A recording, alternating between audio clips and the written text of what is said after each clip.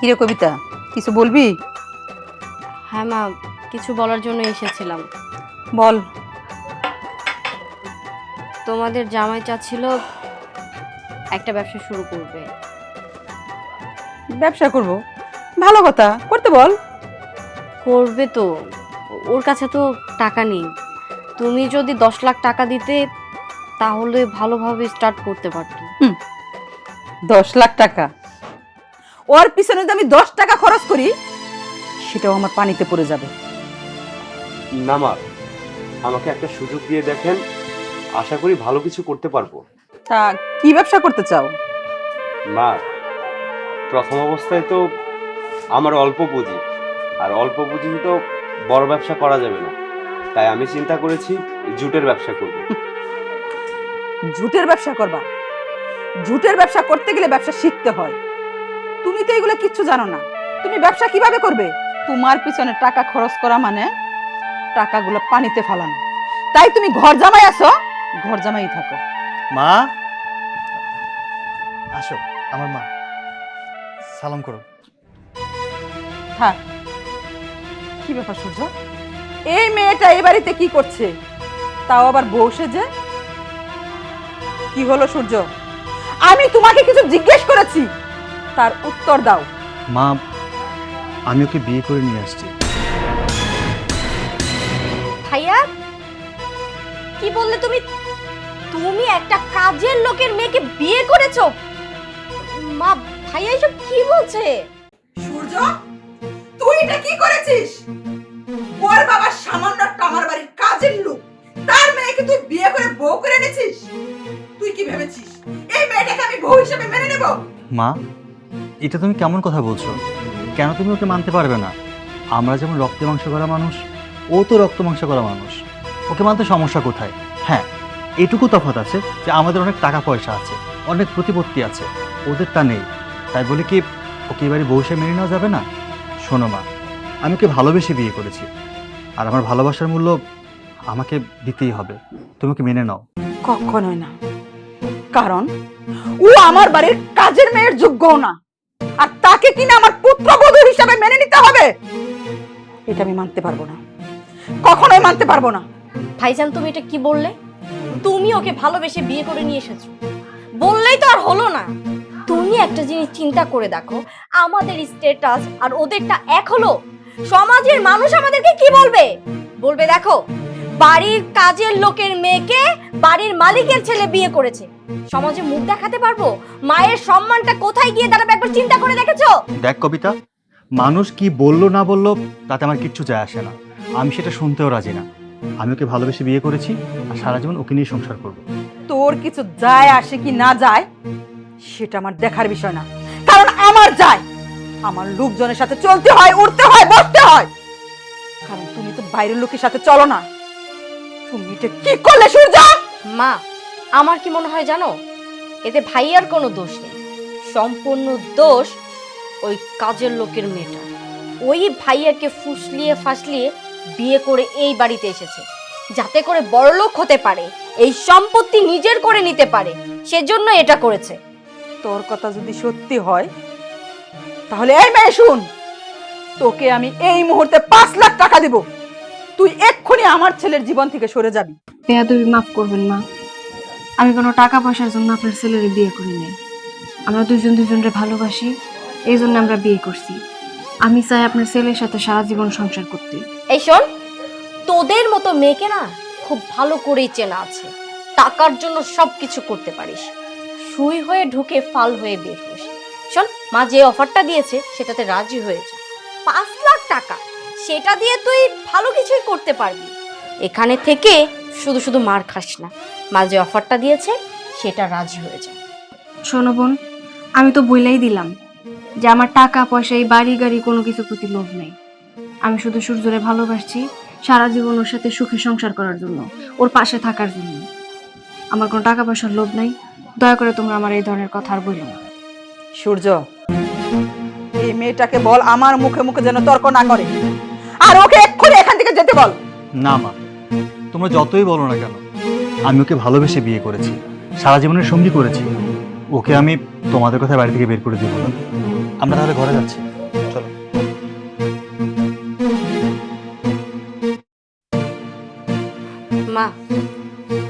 ভাইয়ার মাথাটা খারাপ হয়ে গিয়েছে। ওই ফকিন্নির বাচ্চাটা ভাইয়ার মাথা পুরোই খারাপ করে দিয়েছে। হ্যাঁ, আমি কিভাবে মানুষের সামনে বলবো যে একটা কাজের লোকের মেয়ে আমার ভাবি? হ্যাঁ, আমি তো ভাবতেই পারছি না আমাকে কি বলবে। এমনিতেই তো এক ফকিন্নির বাচ্চাকে বিয়ে করে আমার জীবনটাকে তেজপাতা বানিয়ে ফেলেছি, এখন আবার আরেক ফকিন্নির বাচ্চা এসে ঘাড়ে জুটেছে।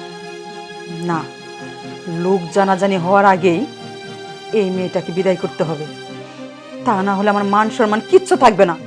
আর এই মেয়েটাকে এই বাড়িতে আমি মানতেও পারবো না। আসো।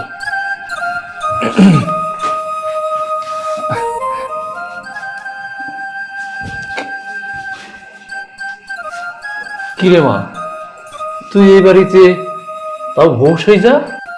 আব্বা, আমরা আমরা বিয়ে করে ফেলেছি।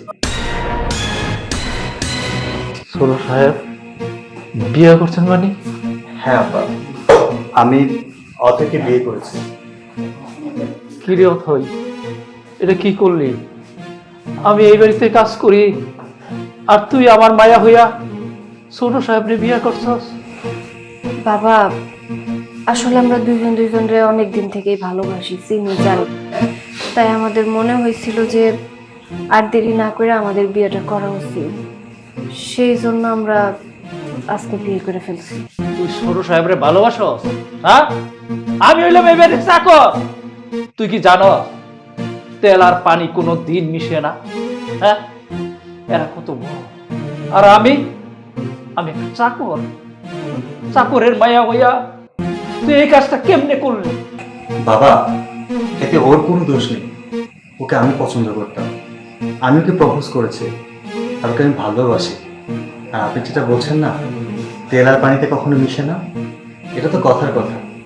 আমি মন থেকে ওকে ভালোবাসি, আর আমি জানি ওকে নিয়ে সংসার করলে সারা জীবন আমি সুখে থাকবো, আর আপনার মেয়েও আমাকে সুখে থাকবে। কেমনে সুখে থাকবি? কেমনে সুখে থাকবি? তুমি জানো না? তুমি জানো না তোমার মা কেমন রাগী? তোমার মা এই বিয়া কোনোদিনও মাইনা নিব না। বাবা, আমার মা মেনে নেবে না, আপনি ঠিক বলেছেন। আমি তার একমাত্র ছেলে, আর আমার সিদ্ধান্ত মা মেনে না নিয়ে পারবে না। আজকে হয়তো রাগ দেখাবে, দুদিন পর সব ঠিক হয়ে যাবে। আপনি এ নিয়ে কোনো চিন্তা করবেন না। বাবা, আমি বলি কি, তুমি এসব নিয়ে একদম চিন্তা করো না। ও আমারে ভরসা দিছে, আশ্বাস দিছে। আমি জানি ওর মা একটু রাগী, কিন্তু আমি আছি তো বাবা। আমি ওর মায়ের মন ঠিক জয় করে নেব। তুমি শুধু তোমার সাইড থেকে আমাদের দুজন একটু দোয়া করো। আমি জানি বাবা মায়ের দোয়া সন্তানদের জন্য অনেক কাজে লাগে। হ্যাঁ, দয়া করি তোমরা সুখে থাকো, শান্তিতে থাকো।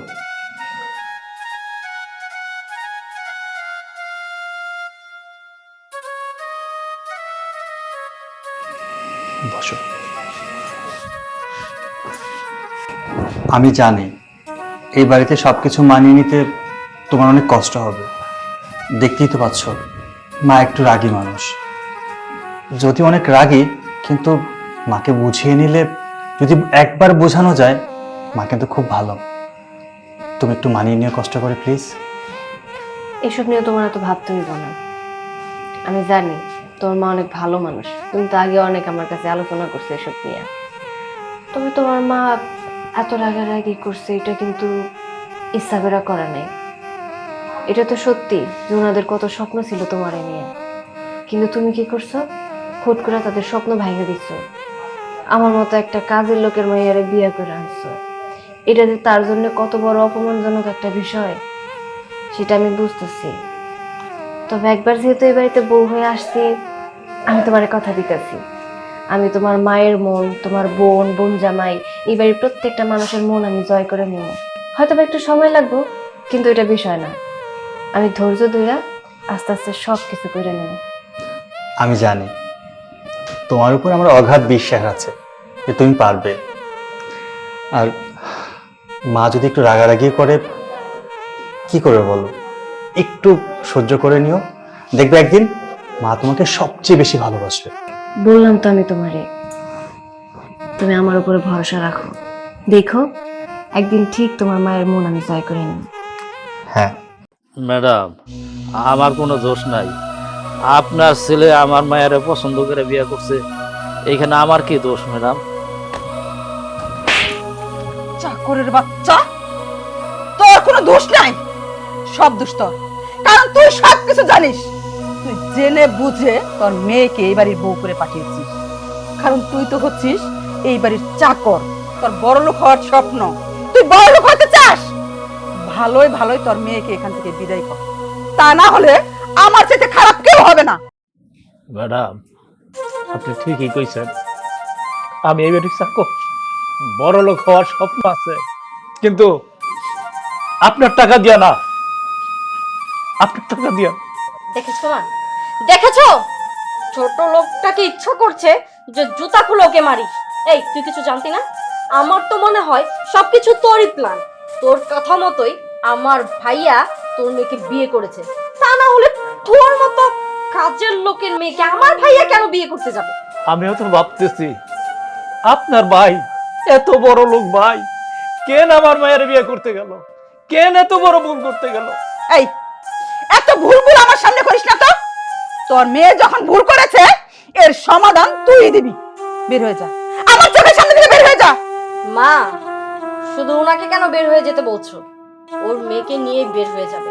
তোর মেয়েকে সাথে করে নিয়ে তারপর এই বাড়ি থেকে বের হবি।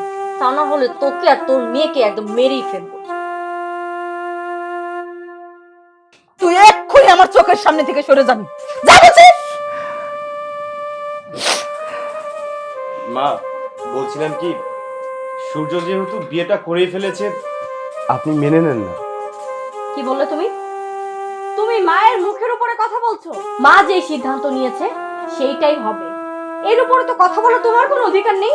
হ্যাঁ, আমি জানি আমার কথা বলার অধিকার নেই, তারপরও বলছি মা, যেহেতু বিয়েটা হয়ে গেছে, এখন যদি এই মেয়েটাকে এ বাড়ি থেকে বের করে দেন, মেয়েটার জীবনে একটা কলঙ্ক লেগে যাবে। তাছাড়া এ বাড়ির একটা মান সম্মান আছে। বাস, আমার বাড়ির মান সম্মান নিয়ে তোমার ভাবতে হইব না। তোমারে আমার মেয়ে যা বলছে তাই করো, মুখ বন্ধ করে এখান থেকে চলে যাও। মা কি বলেছে বুঝতে পেরেছো? এই কথাটা যেন মাথায় থাকে। আমাদের কোনো বিষয় তুমি কোনো কথা বলবে না, আর সেই অধিকারও তোমার নেই, কারণ তুমি এই বাড়ির ঘর জামাই। ও, আমি তো ভুলেই গিয়েছিলাম, আমি এই বাড়ির ঘর জামাই। আমার তো আসলে কথা বলার অধিকারই নেই। হ্যাঁ, সেটাই মাথায় রেখো।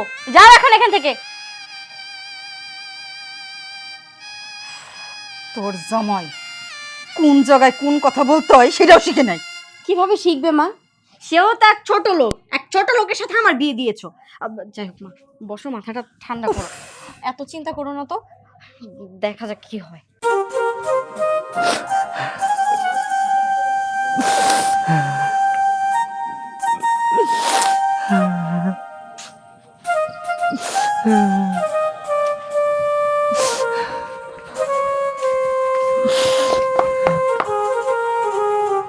কি ব্যাপার চাচা, আপনি এখানে বসে বসে কাঁদতেছেন কেন?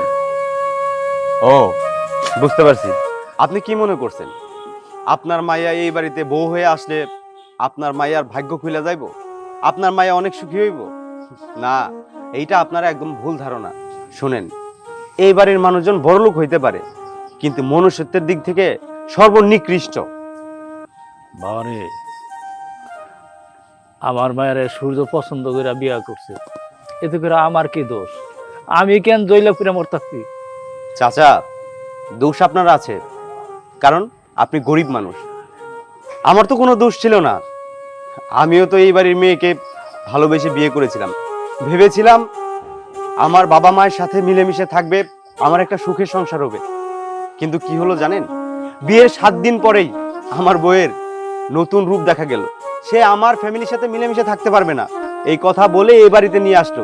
আর এই বাড়িতে নিয়ে এসে আমাকে ঘর জামাই বানিয়ে দিল। আজকে আমার মায়ের জন্য আমার অনেক করুণ হইতেছে।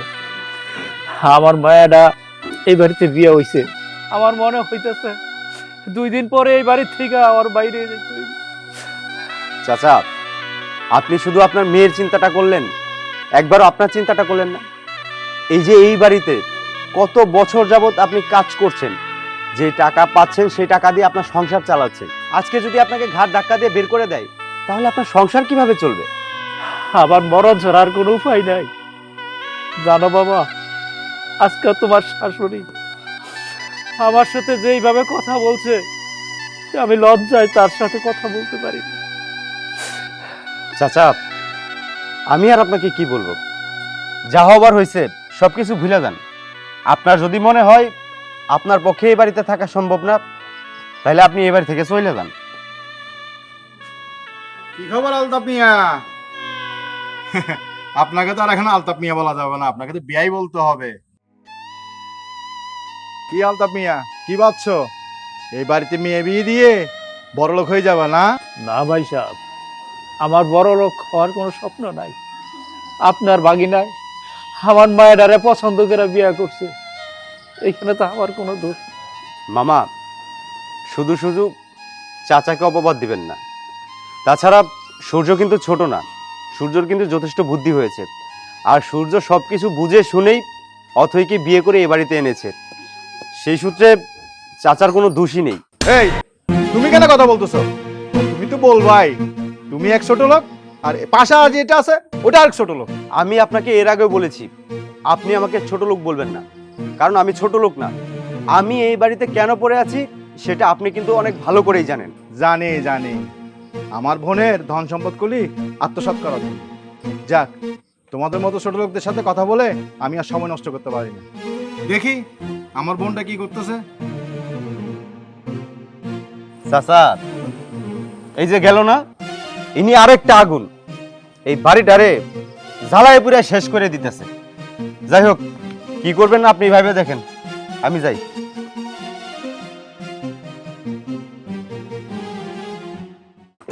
মা, আমি বুঝতে পারছি আমি যে অপরাধ করেছি এটা ক্ষমার অযোগ্য।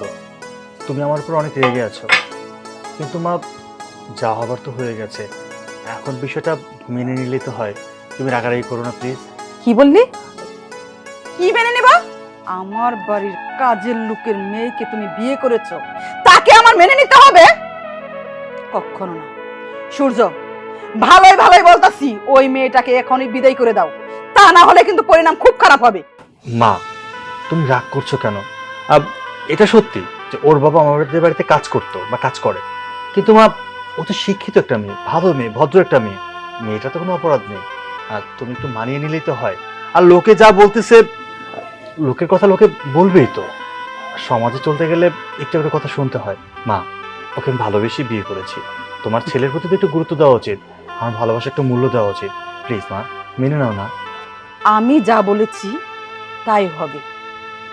ওই মেয়েটা আমার এই বাড়িতে থাকতে পারবে না। ওই মেয়েকে তুই যত তাড়াতাড়ি এই বাড়ি থেকে বিদায় করবি, ততই তোর জন্য মঙ্গল। বোন, ভাইজান, তুই কেমন আছিস? আর আমি কেমন থাকুম ভাইজান? আসসালামু আলাইকুম মামা। বসেন বসেন ভাইজান। সূর্য, মনে করছি তুই শিক্ষিত হয়ে একটা ভালো কাজ করবি। আসলে এমন একটা কাজ করলেই বাড়ির কাজের লোকের মেয়েকে বিয়ে করে ফেলছস, আমাদের নাক কান কাটায় ফেলছে। মামা, আপনি বিষয়টা যেভাবে নিচ্ছেন এভাবে না নিলে তো হয়। আমি শিক্ষিত ছেলে, আমি তো অপকর্ম করিনি, কোনো খারাপ কাজ করিনি। হ্যাঁ, এটা স্বীকার করছি, মেয়ের বাবা আমাদের বাড়িতে কাজ করে, কিন্তু মেয়েটা ভালো। আর এই বিষয়টা যদি আপনারা খারাপ দিকে না নিয়ে একটু ভালো দিকে নেন, চিন্তা করে দেখেন তো কত বড় একটা মহৎ কাজ করেছি। দেখছেন ভাইজান, আপনার মুখের উপরে তর্ক করতেছে। এই, তুই এখান থেকে যা, তোর মামার সাথে আমার কথা আছে। যা বলতেছি। আচ্ছা ঠিক আছে, যাচ্ছি। আসি মামা। সি সি বোন, ভাইজান, সিসি আর করো না। আপনি আইছেন, খুব ভালো হয়েছে। আমি এই মেয়েটারে কিন্তু মাইনে নিতে পারতাছি না। আমার মান সম্মান সবকিছু শেষ হয়ে যেতেছে। এই মেয়েটারে যেভাবে তাড়ানো যায় এরকম একটা বুদ্ধি দেন। তুই কোনো চিন্তা করিস না বোন, দেখি আমি কি করতে পারি। একটা না একটা ব্যবস্থা তো করতে হবে। ঠিক আছে ভাইজান, চলেন কিছু খাবেন।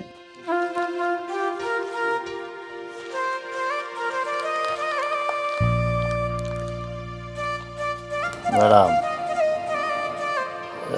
এই মাসের তো 8 তারিখ চলে যাইতেছে। আমার তো গত মাসে বেতনটা রয়ে গেছিল, আপনি যদি দিতেন তাহলে আমার খুব উপকার হতো। আলতাপ, আমি তোকে ডেকেছি, তোর বেতনের প্রয়োজন না? আমি তোকে বেতন দিয়ে বিদায় করে দিব। ম্যাডাম, আপনি আপনি এটা কি কইতেছেন? আপনার বাড়িতে আমি কাজ করি, তারপর নিয়ে আমার সংসার চালাই। আপনি যদি আমার বাড়ির থেকে বার করে দেন, তাহলে আমি চলবো কি কইরা? ছোট লোকের বাচ্চা, তুই কি করে চলবি সেটা তোর আগে ভাবা উচিত ছিল। তুই আর তোর মেয়ে যা করেছিস আমি আর মুখে বলতে চাই না। তাই তোর মতো লোক আমার বাড়িতে কাজের কোনো যোগ্যই না। তাই ভালোই ভালোই বলতেছি, তুই এই বাড়ির থেকে বিদায় হয়ে যা। আর তা যদি না যাস, আমার চেয়ে খারাপ আর কেউ হবে না। ম্যাডাম, আপনি এটা কি করুন? আমি গরিব মানুষ, আপনার বাড়িতে কাজ করি, সে কয়টা টাকা পাই ওই টাকা নিয়ে আর সংসার চালাই। আর আপনি আপনি আমার গালের মধ্যে তাপুর মারেন। এই বাচ্চিটালে কাওয়ার অভাব নেই, তুই আরেক জায়গায় যা কাজ খুঁজে নিস। তোকে ভেবেছিলাম যে এই মাসের টাকা দিয়ে তোকে বিদায় করে দেব, তোকে তো আমি একটা টাকাও দেব না, একটা টাকাও তোকে আমি দেব না। ছোট লোকের বাচ্চা, তুই সামান্য আমার বাড়ির কাজের লোক হয়ে আমার মুখের উপরে কথা বলিস। যা এক্ষুনি এখান থেকে বের হয়ে যা, যা বলছি।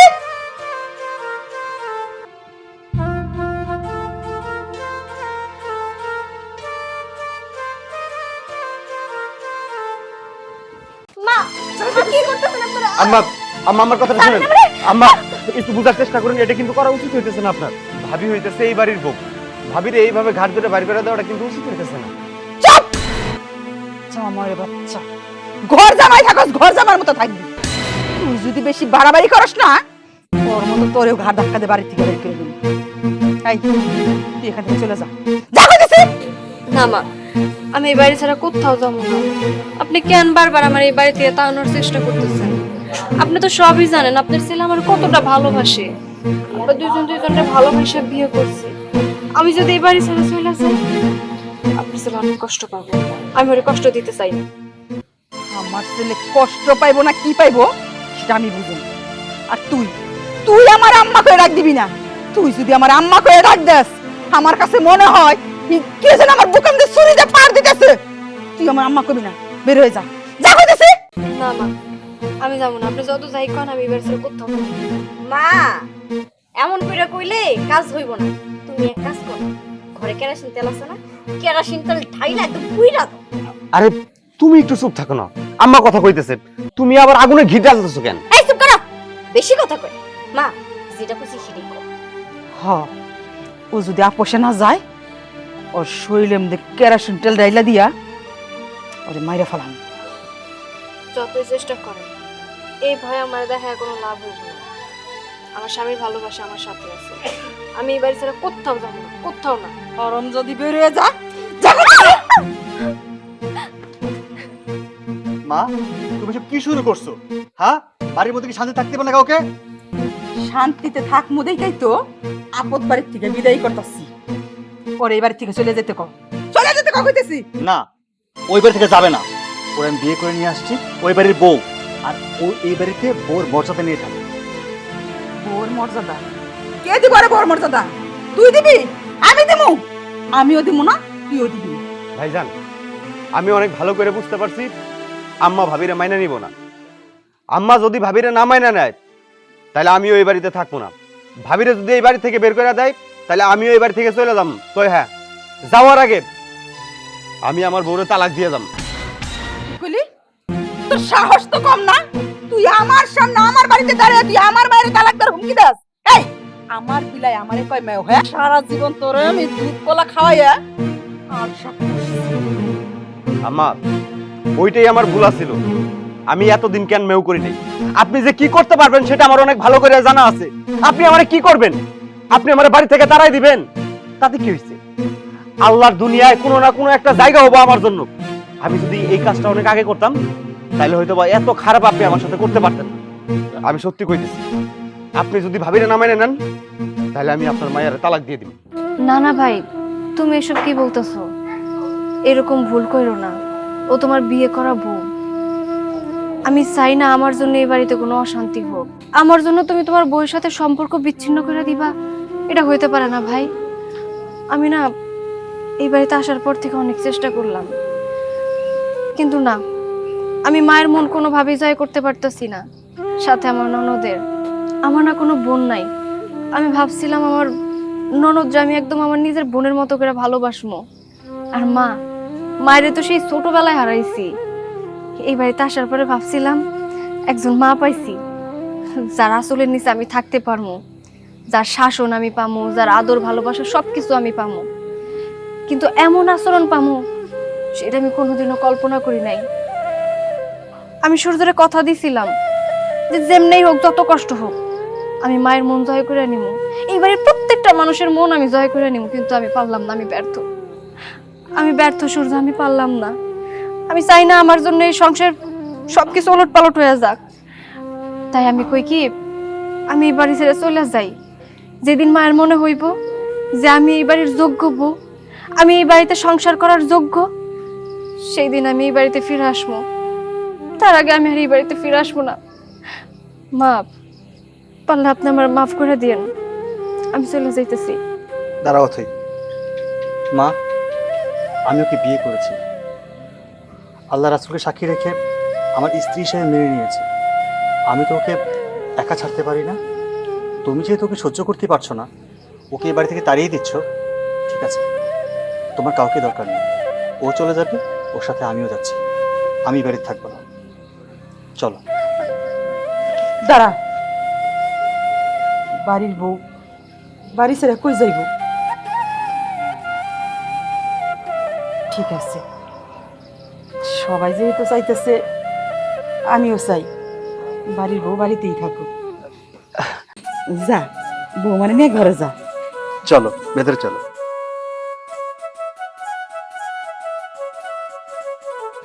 এদিকে আসো। তুমি কই যাইতেছো? তোমার সাথে আমার কথা আছে। আমার সাথে তোমার কথা? কি কথা? দেখো, এতদিন আমি তোমার সাথে খারাপ ব্যবহার করছি, তোমার এই স্বামীর মর্যাদা দিইনি, কিন্তু এখন একটা সিদ্ধান্ত নিয়েছি। কি কি সিদ্ধান্ত নিছো? এখন থেকে আমি তোমারে ভালোবাসি, আর আমার সংসারটা অনেক সুখের হবে। কি সত্যি কইতেছো? হক, সত্যিই কইতেছি। এতদিন পর তুমি আমার সাথে ভালো ব্যবহার করছো, তাই তোমার একটু বেশি করে ভালোবাসা দিতে মন চাইতেছে। যাও। আরে শুনো না।